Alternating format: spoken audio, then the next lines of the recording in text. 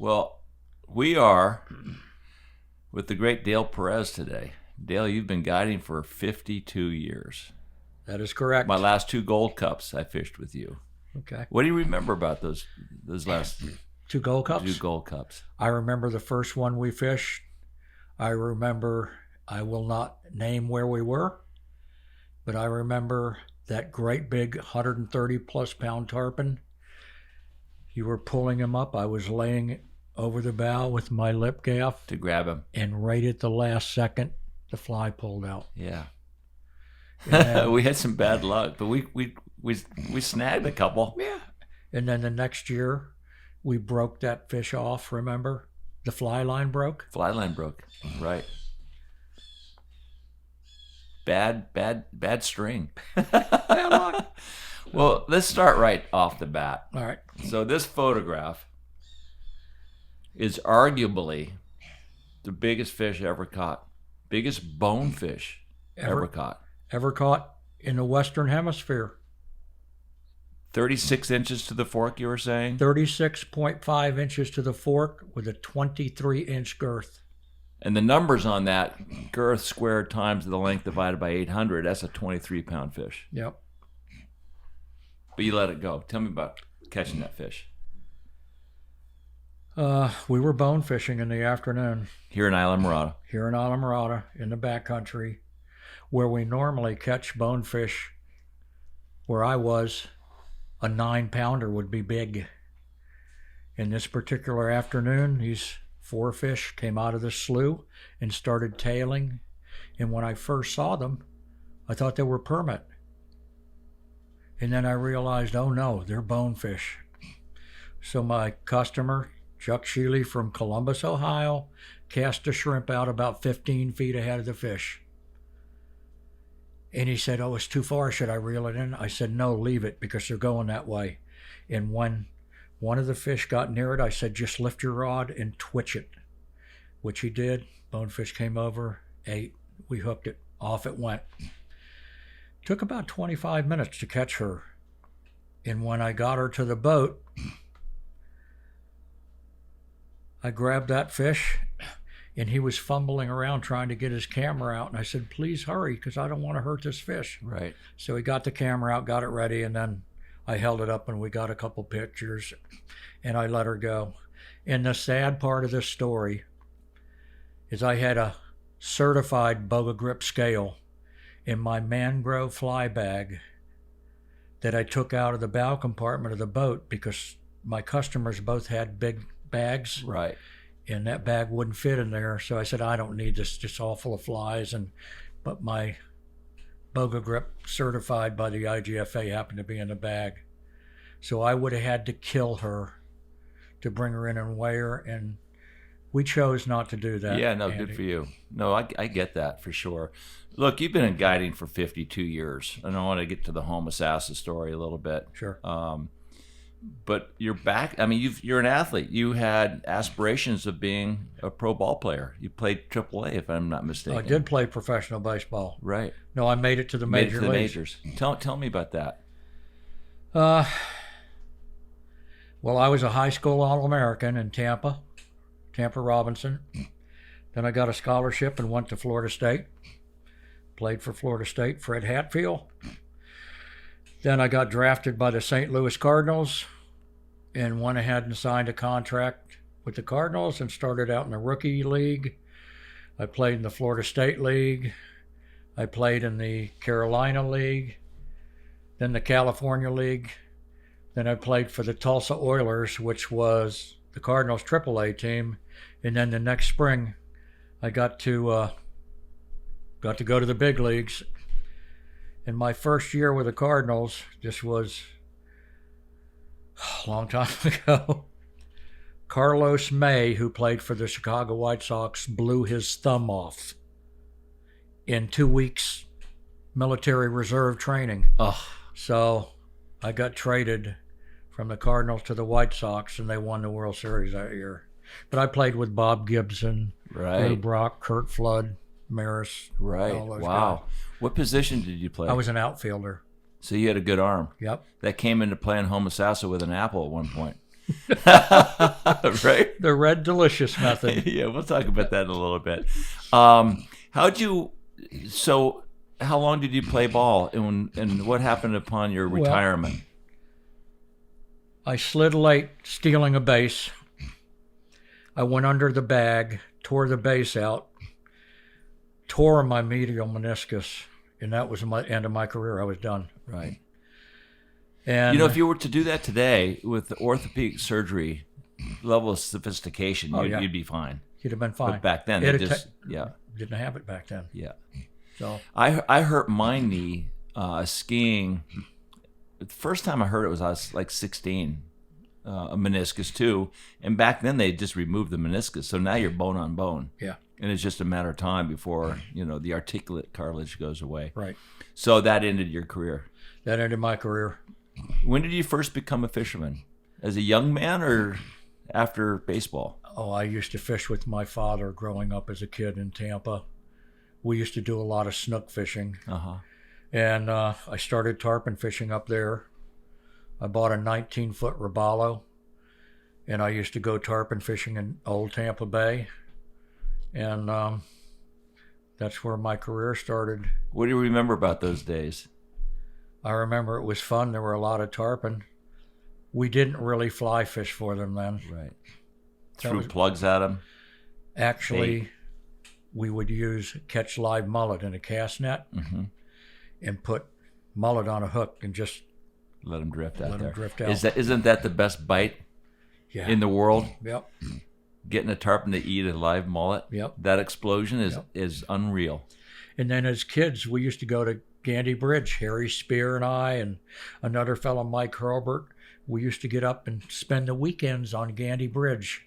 And we'd catch bait like Manhattan and with big Calcutta poles.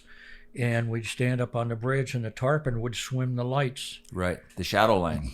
Line of the lights, and we'd hook them there. And we were just little kids. I couldn't have weighed 120 pounds soaking wet. No kidding. How old were you at this stage? 13, 14. So you knew Harry Spear back then? Harry Spear and I go back as little boys. We grew up in Tampa together. That's interesting. Yep. So when he came to the Keys, did you follow him or vice versa? Harry came to the Keys. He followed me. You came first. Yeah, I came first. So how'd you know about the Keys? Did you always hear about it? I used to come down here in the early 60s with my family. We used to stay at Faro Blanco. And I met a captain that fished out of the Faro Blanco, Cal Cochran. Right. And one afternoon, Cal Cochran took me out on the flats and took me to a flat we call the Wing Wall Flat at the 7 Mile Bridge on the bay side. And I was on the bow, and there were 3 permit, and I had a crab. I hit the 3 permit on the head and spooked him. Then we go a little farther, and there's some bonefish. Hit the bonefish on the head and spooked him. But Andy, when I fell in love, that was the passion in my life, and I swore if my baseball career failed me, I was coming down here and I wanted to be a guide. Even though you didn't catch a fish, just seeing them and spooking them. It was the most amazing thing I've ever done in my life. The water was clear, sight fishing to these fish. It was incredible. I'll never forget it. Never. How'd you get into the guiding? Well, I came down here and sold my Robalo, and I bought a Getterman Fibercraft, a used one. And Cal kind of put me to work. He kind of took me under his shoulder. And another person who helped me tremendously was Captain Nat Ragland. Right. He helped me a lot. And I used to go out every spare minute I had to learn. And I learned the lower keys, marathon, the lower keys, intimately. Right. I mean, that's so admirable to find a guide that can fish from Miami to the Marquesas. Because I was speaking with Mahaffey just recently, and he was saying the beauty of fishing too is the adventure running around, trying to see in different spots, different flats, Absolutely. different beaches. Absolutely. You know, it's a walk in among nature via a boat. Sure. I mean, that's one of the things that I really like about skinny water flats fishing is you see the rays, turtles, the wildlife. Offshore, I just see nothing but vomit coming out of my mouth. No, shallow water fishing is so unique and so different. And that's the thing. Just you said it. Whether it be bird life or stingrays or sharks or your targeted species on the flats, it's an amazing place. Yeah, It's an amazing, beautiful place. it is. When did you fish the Gold Cup in your early years? I fished actually Tom in a couple Gold Cups way back when, but no, I Tom didn't. Evans, I didn't, yeah. I didn't. That was after you guys cut the two world records. Oh yeah, yep, I think it was the following year. yep. When I spoke to Tom the other day, I speak to him quite often because he doesn't have much of a life right now. No. You know, he's immobile. He's had a bunch of operations. He's big. Yes.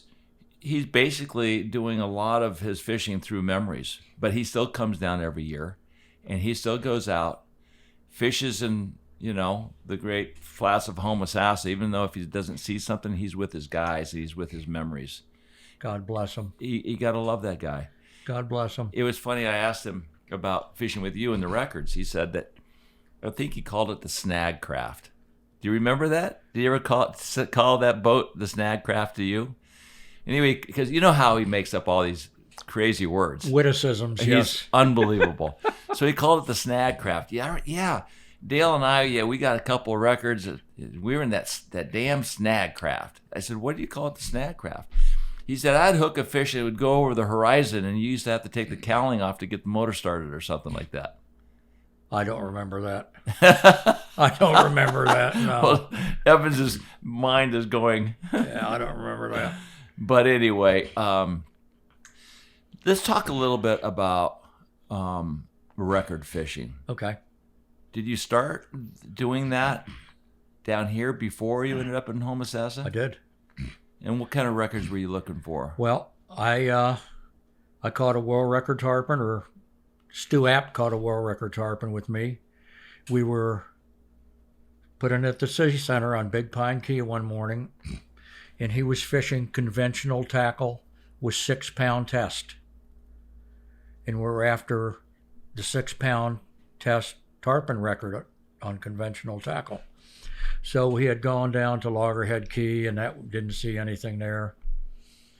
We went into Coupon Bite, didn't see anything there. So I said, well, I have an idea. A couple days ago, I was at Middle Johnson Key in the backcountry, and I said, the tide's just about right now. I think we should go back there. So we went back there, started poling. Here comes 3 tarpon. He hooks one. We end up after 45 or 50 minutes catching the tarpon, bringing it in, and it was a world record. How heavy was that fish? 79 pounds, 12 ounces, I believe. On 6. On 6. What kind of bait was he using? A live crab. Live crab, okay. And Stu Apt, I'm going to tell you, knew how to fight a tarpon. His technique was incredible. Incredible. Yeah, you've heard about him because I think that he was the one that started speaking about the down and dirty, Yes. pulling hard. Yes. You know, it's funny because I was with Stu a couple of years ago, maybe more than a few years ago. I was at his house, and I asked him. I said, "What about resistance? What kind of weight or resistance do you like to put on a tarpon?" He said, I like to put 12 pounds, around 12 pounds. So you have a little gray area between the breaking point of 10% over 12 and the 16-pound test that he was typically fishing with at the time. Right. And I got a boga grip out. And I said, pull back and tell me where 12 pounds is. So he bent the rod. He's pulling, and I'm looking at my boga grip, looking at the scale, and went right to 12. Because what I've done is I put a pulley under a workbench and tie a 12-pound barbell to the end of my butt section. Uh-huh. So when I was trying to learn how to catch tarpon quickly, when I first got into it and knew I wanted to tournament fish, I would stand back and lift that barbell up. And I asked Stu, I said, how do you know that it's 12? I knew what 12 is. I can pull back and get right to 12 because I've been lifting a barbell. But he'd fished so many years with 12-pound test. Yes. And he'd hooked so many tarpon, he figured out what 12-pound was through breaking fish off. But back in the day, you could learn quickly. The learning curve was pretty steep because there were so many fish around. Yep.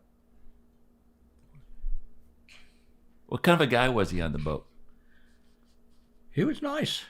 He was nice. Pretty quiet? Yeah. Yes, he was. Pretty serious. Very serious. Yeah. Very serious about his tarpon fishing. You know, it's interesting in that later, I don't know how many years later, he caught 2 world records in the same day on 6-pound test over in area. Yeah. Flamingo. I Right. think with Hal Chittum, he caught a 6-pound fly rod record in the morning and a 6-pound conventional record in the afternoon. So you saw these guys, you fished with them. Who else impressed you back in the day?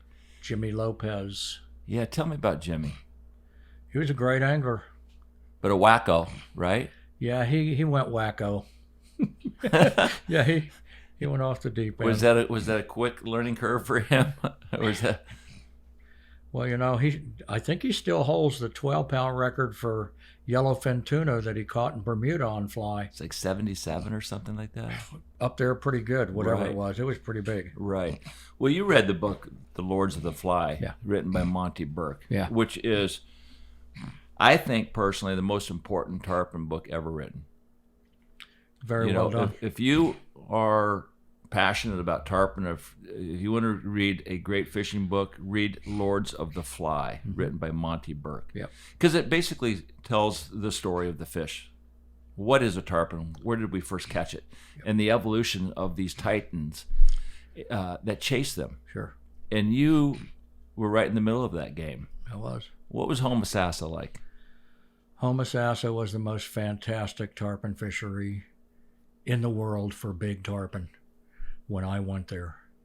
There was no place else in the world that had the number of giant fish in an area that wasn't that big. It was incredible. We would see schools, some schools 500 fish in a school. And when I say they looked like tuna fish coming down the flat, they were huge, wide-bodied. They looked like tuna fish. They weren't as long as a lot of the tarpon you catch here, but they were massive in width. And oftentimes you would see them pushing a wake coming towards you.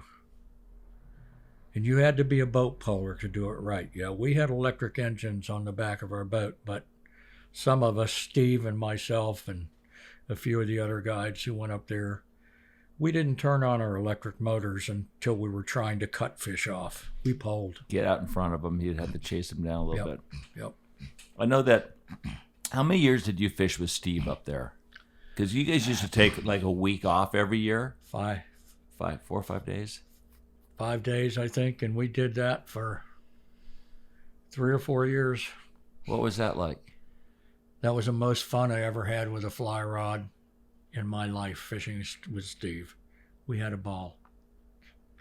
And we caught some big tarpon. And to this day, Steve Huff hooked the biggest tarpon I've ever seen in my life. And I'm sure he told you about that fish. I want to hear your story. I was fishing 12-pound, and I had just broke a fish off after fighting it for 45 minutes. So And you're record fishing? Or just fun fishing? we were fun fish, Yeah. but we would have stuck a gaff in this one, I can tell you. Anyway, I get up on the poling platform, and Steve has got his rod out of the rack and getting up on the bow, and I look up and I see a huge school of tarpon coming. I say, Steve, quick, strip out line. At 11 o'clock, 100 yards, we got a school of tarpon coming. But then in front of that school of tarpon, like about 30 yards ahead, was a lone fish. and couldn't tell how big it was, swimming real deep. So he strips out as much line as he can. He makes a cast. The cast hits next to this fish. When the fly hits, the fish sees the fly sinking and turns and starts to come up. And as that fish came up, he stripped the fly. When that fish opened its mouth, all I could do is go, oh my God. The fish had the mouth of a 55-gallon drum. It's the biggest thing I've ever seen. When it ate that fly and came out of the water, and she jumped twice right in front of the boat. Once going directly away, so you could see the girth looked like 22, 23-inch wide, and that was the back, the width in the back. The girth was ridiculous. When it went sideways, I'd say well over 60 inches in the girth. Wow. 300 pounds if it weighed an ounce. And I've seen a lot of big tarpon. I saw a lot of big tarpon up there. I didn't see that many 200-pound tarpon in my career.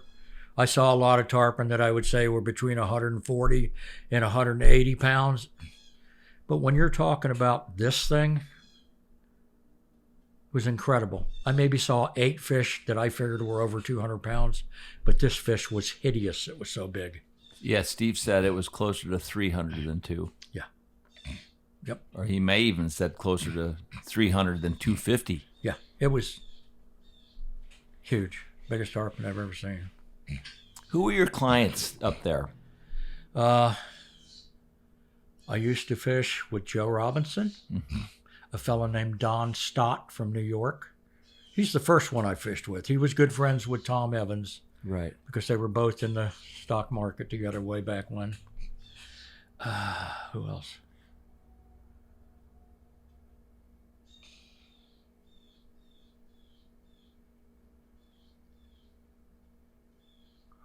Let's go back 1 second. I forgot to ask you the story about your throwing arm. So you're fishing with Huff. Huff and I are fishing, and there's a school of tarpon, and I'm got the electrics going. I'm trying to cut this school off, and I'm not gaining, and I'm poling and poling and poling and poling, and I realize I'm not going to be able to catch them. So I jumped down off my platform, went into the lunch box. There was a Red Delicious apple in my box lunch. I pulled it out. I took the apple. I threw it as hard and as far as I could. And this apple landed 5 feet in front of the lead fish. And they stopped and went right into a daisy chain. Got back up on the platform, pulled over, and Steve caught one. That's the truth. So we named it the Red Delicious method. So, did you buy any more apples? Oh, yeah. When we got in that night, we did. That was probably a prerequisite for lunch, a bag of apples. Yep. Tell me about fishing with Evans. All right. I will tell you, it was wonderful. Tom was a great angler. Quiet. The day we caught the 186-pound, 8-ounce tarpon, we weren't able to go out in the morning because of weather. We had severe weather come in, thunderstorms, and the wind was blowing 30 out of the west, so we decided to stay in. And then about noontime, the weather started to clear up. So said, come on, let's go. So we went out, went down to a place where Steve and I used to fish called the Fetlock, where we used to. It was a model bottom, sponge and sea fans and whatnot, that type of a bottom. And I'm poling in, and it's really rough. Tom used to stand on his tackle box. We didn't have, guides had a platform, but we didn't have any platforms for anglers to stand on back then. So I see a fish roll up ahead. So I tell them where they were. So I try to stop the boat, and I'm having trouble stopping the boat because it's a hard bottom. So I jump down, and I get on the gunwale behind Tom, put the pointed part of the push pole down, and I'm holding the boat, and Tom casts, and a tarpon comes up out of the school and flashes and misses it. And I said, you just keep stripping. You keep stripping, and all of a sudden he hooks up. And when he hooks up, a wave hits us from behind that neither one of us saw. It knocked me off the gunnel into the water, knocked him off the tackle box into the bow of the boat, into the boat. And that's the only time during the fight the fish jumped. So we really didn't know what we had. You never saw it. Never saw after it. that. Never saw it after that. You saw the big old fish laying there that you're pulling on. Yep. So we fight it, and he brings it to the boat. I put the lip gaff in the lower jaw, and I go to drag this thing in. I go, Tom, geez, I'm going to have some help. So we bring it up, and I remember the girth was over 45, and I said, we've done it. Let's go. What was the record at the time? This is a 16-pound test tippet. This was 15. There wasn't any 16 then. Okay. This is when it was 15. And what was the record at the time? 182 pounds. So we took it to the fish house where we usually weigh it. They put it on their agricultural scale, certified scale, and it weighed 186.8. Speaking to Evans, I think that was a very important fish. Yes. Tell me about that. Why was it so important? Well, because Steve had caught a tarpon that weighed 186 pounds that he didn't want to kill because he was guiding Tom at the time. And right. So it was important for Tom that we caught that fish. Yeah. So he could truly have caught the Now in fish. his heart, he knew he caught a bigger fish than Steve's. Yep. It's amazing how meticulous and driven Evans has been all these years. So we did that, and that was a great accomplishment. So and then you woke up the next morning. No, we went in the afternoon. It was still daylight when we got in, and Tom tied some 12-pound tippets up. He says, I've never fished 12. So we went in the backyard, and I held the tippets, and he was out there with the rod. Practicing, breaking the tippets to see how hard he could pull. Right. So the next morning we went out down at Oklahoma, and he hooks a tarpon, jumps, and I know, or at least in my mind, it's big enough to bring in. What's the record at the time that you're chasing? How big is that 12-pound record? It was, Billy Pate had it, and it was at, 155?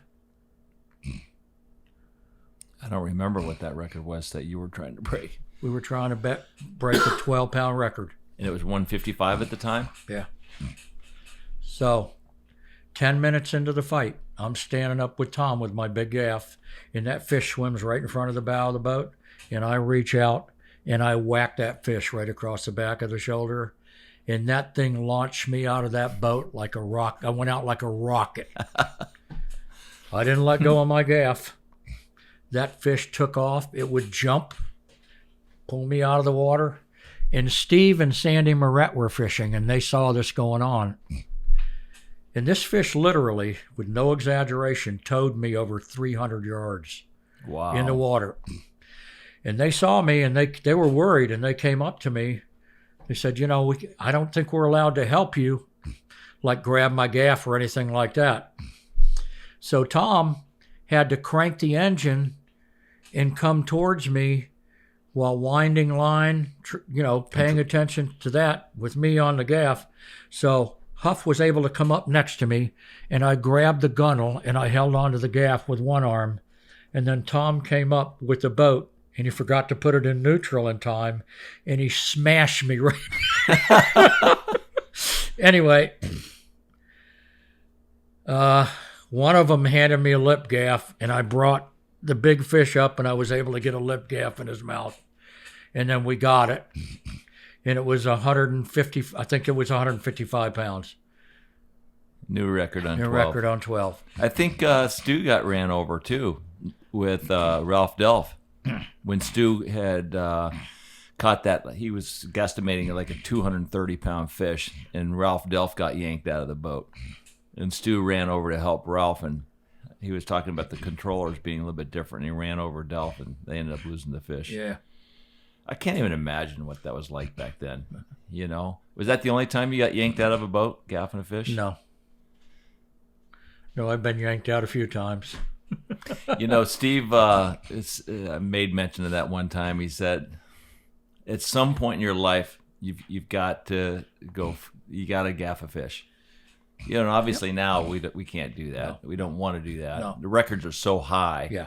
It's very unusual that you're going to actually go chase a record and catch that record. But I had a policy. I go where my gaff goes. Right. Wherever my gaff goes, I'm with it. Good for you. Anyway.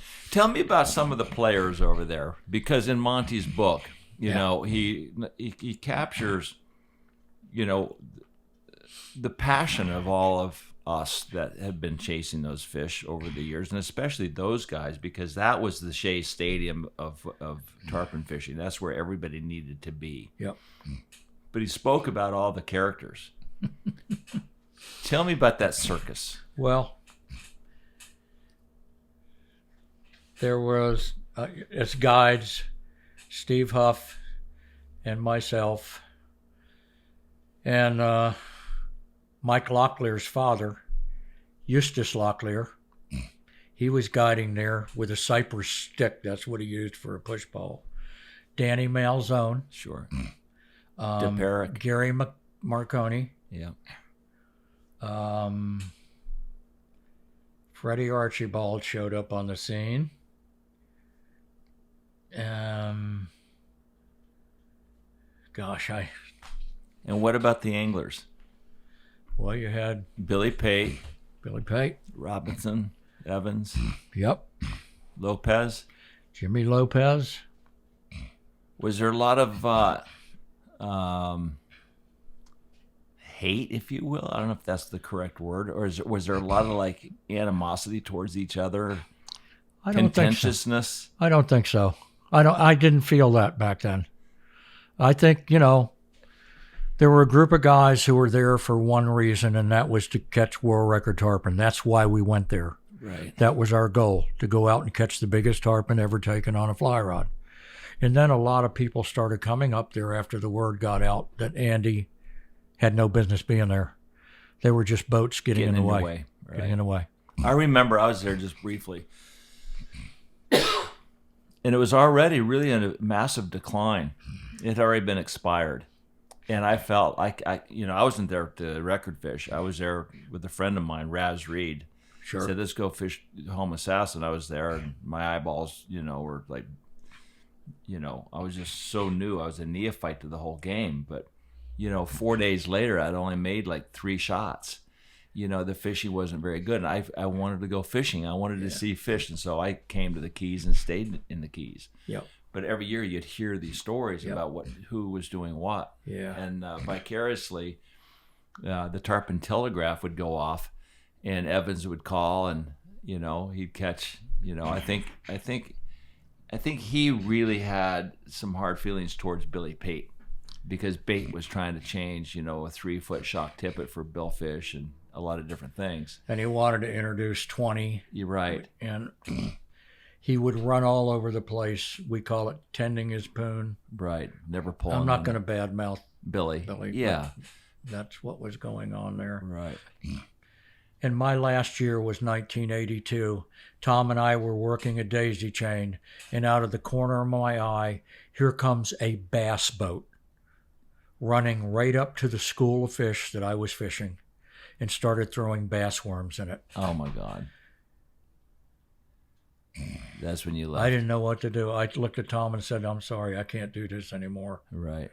This is ridiculous. Yeah. And there were just too many boats. Right. Too many. I remember when I had left there, I was going to make mention that I'd counted, I think, 61 or 63 boats on the horizon and around us. Yep. So any fish that was there, they were just ping-ponging off of each other's boat. Yep. What, it's interesting in that this last year, COVID really gave us a chance to go back in time. And I just recently wrote an article for Tail Magazine, and I called it The COVID Time Machine. Uh-huh. And in that article, when they closed all the boat ramps here in Florida and all the golf courses, I flew to Aspen. And I could go to the river with Nikki, and there was no one there. And it took me back to when I was like 10 years old, where I just learned how to cast from Ernie Schwiebert, and Chuck Fothergill just taught me how to tie flies. And I was tying flies for the local stores, and we were on the river every day. We'd ride our bikes to the river with our fly rod and a baseball mitt. We'd just gotten out of baseball practice. We were on the river till dark, then we'd come home and have leftovers. But this year with COVID, I had a chance to go to the river and see that river again like that. Because since the river runs through it, the Aspen rivers were really crowded. Fly fishing really became popular. Sure. But last year, we flew into Aspen. There were no airplanes at the airport.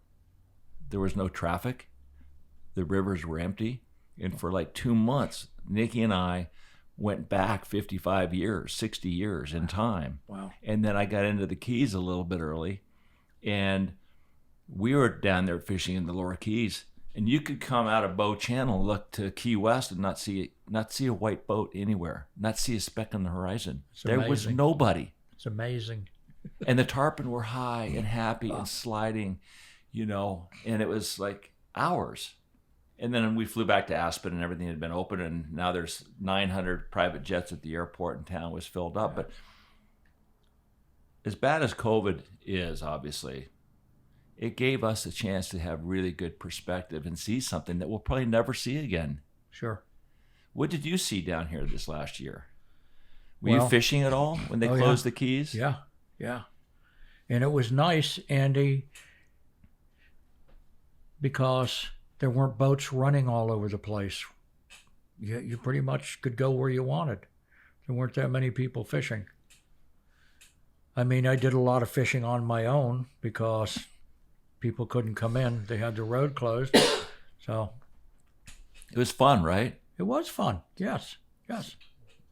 You know what I love about you is that you are a fisherman.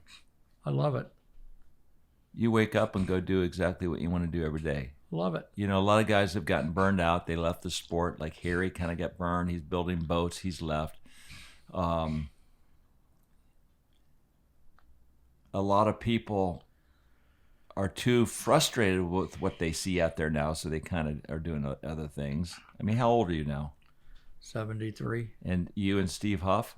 Yeah. Billy Knowles is 80. Yep. You guys are still pulling your boat almost every day. Yep. You got to love it. We love it. Yeah. We love it. That's why we do it, because we love it. Like Billy said, I can't wait to get up tomorrow to go out there again. There you go. Yeah. Well, it's been a real pleasure to have you as a friend. Thank you, It's been Andy. a real pleasure to fish my last 2 tournaments with you and Thank you. Hear all these great stories, because thankfully Monty Burke wrote that book. Yes. Because the tarpon story of Homosassa would have been lost. Yeah. And it's a shame. I'm just so thankful. I thank God that I got to be part of that. And do you know how we found out about Homosassa? Norman Duncan? I did an interview with him just recently, but I don't know the story about how you found. All right. Steve was having breakfast at Stout's Restaurant in Marathon one morning with Tom, and I was with Tom's friend and my client, Donald Stott. And Norman Duncan came in with Lefty Gray. And Norman Duncan showed us these pictures of tarpon from Homosassa that he'd caught. And he said this one was probably 185 pounds. And we were impressed. Steve and I were impressed. Said, we got to go up there and do this. I got to see this place. And as a kid growing up in Tampa, I used to go to Homosassa, but I would go scalloping and trout fishing and red fishing. Didn't go tarpon fishing back then there. But I am so thankful that I got to be part of that, to see the greatest tarpon fishing in the world. And I'll never forget it. And 2, you saw the greatest bone fishing in the world. That 2 is now gone. Yep. There's some fish coming back, but it's not like this. No, you don't see that anymore. Yeah. Well, thank you for joining us. Thank you for having me, Andy. You're a pal and always will be. You bet. Thank you. Yep. When I saw his West Side Story.